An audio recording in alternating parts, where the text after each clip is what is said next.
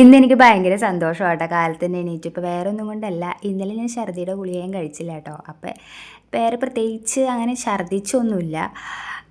ആ ഒരു പേരിൽ ഞാൻ ഇന്നും ഛർദിയുടെ ഗുളിക കഴിക്കാത്തതിൻ്റെ ഒരു സന്തോഷമാണ് നിങ്ങളെൻ്റെ മുഖത്ത് കണ്ടുകൊണ്ടിരിക്കുന്നത്.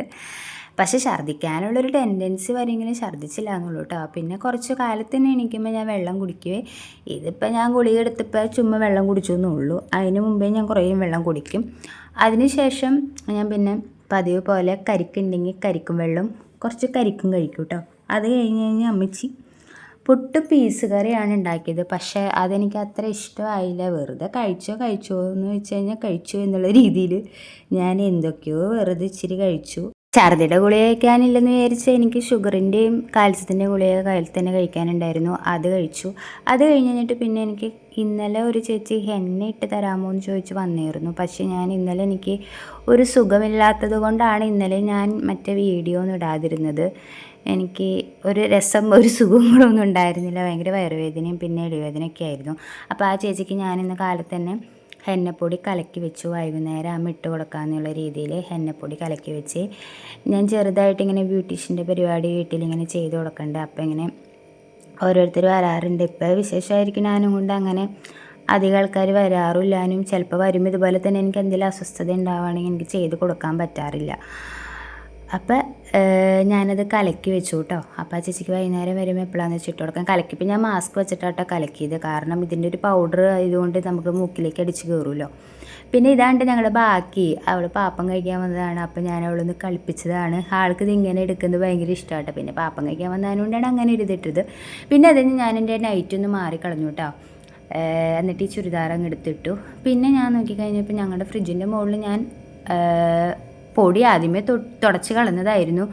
പിന്നെ ഞാനൊരു കവർ ഒരിടയ്ക്ക് മേടിച്ചിട്ടുണ്ടായിരുന്നു. അത് ഞാൻ ഇട്ടതേ ഇല്ല കേട്ടോ. കാരണം ഒരേ ഇതും കൊണ്ടും ഒരേ കാര്യം കൊണ്ടും അതൊക്കെ ഞാൻ വിട്ടുപോയി.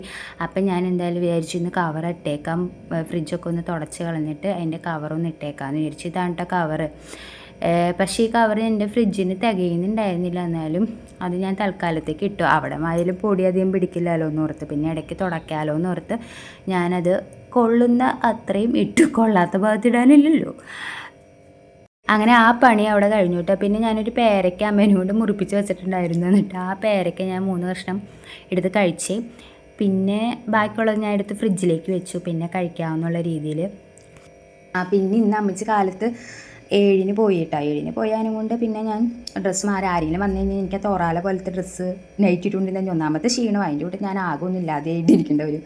പിന്നെ ഞാൻ വേറാൻ വേണ്ടി വേറൊരു കാരണം എന്ന് വെച്ചാൽ ഗ്യാസ് അമ്മ ബുക്ക് ചെയ്തിട്ട് ഇന്ന് വരുമെന്ന് പറഞ്ഞിരുന്നു. ഗ്യാസൊക്കെ ഇപ്പോൾ കിട്ടാനില്ല. അതുകൊണ്ട് ബുക്ക് ചെയ്തിപ്പോൾ വരുമെന്ന് പറഞ്ഞതിനും കൊണ്ട് ഇനിയിപ്പോൾ ഞാൻ ഇനി മേടിക്കില്ല എന്ന് പറഞ്ഞാൽ ഗ്യാസ് ഇല്ലാതിരിക്കാൻ പറ്റത്തില്ലല്ലോ. ഞങ്ങൾക്ക് ഇവിടെ അടുപ്പൊന്നുമില്ല കേട്ടോ.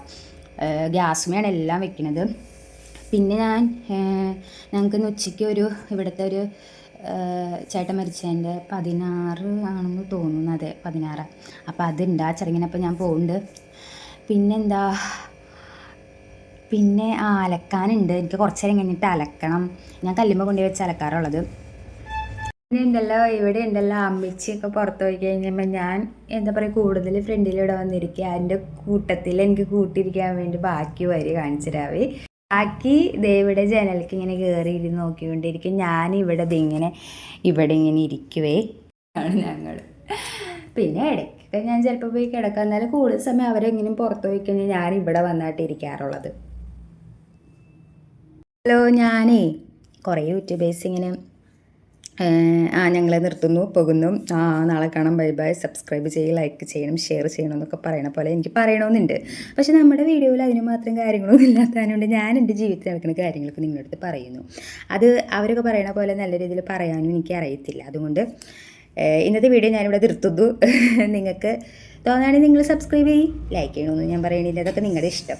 ഞാൻ എന്തായാലും ഇന്നത്തെ വീഡിയോ ചെയ്യും. കാരണം എനിക്ക് എൻ്റെ പിന്നീടുള്ള ജീവിതത്തിൽ എപ്പോഴെങ്കിലുമൊക്കെ എടുത്ത് കാണുമെന്ന് തോന്നുമ്പോൾ എനിക്ക് കാണാനൊക്കെയുള്ള ഒരു അതിന് വേണ്ടി മാത്രമേ ഞാൻ ഇതിൻ്റെ അകത്ത് വീഡിയോസൊക്കെ ഇടുന്നത്. പിന്നെ നിങ്ങൾ കാണുകയാണെങ്കിൽ എനിക്ക് സന്തോഷം. നിങ്ങൾ എൻ്റെ കാര്യങ്ങളൊക്കെ ചോദിക്കുകയാണെങ്കിൽ അതും എനിക്ക് സന്തോഷം. അപ്പം നാളെ വരാം.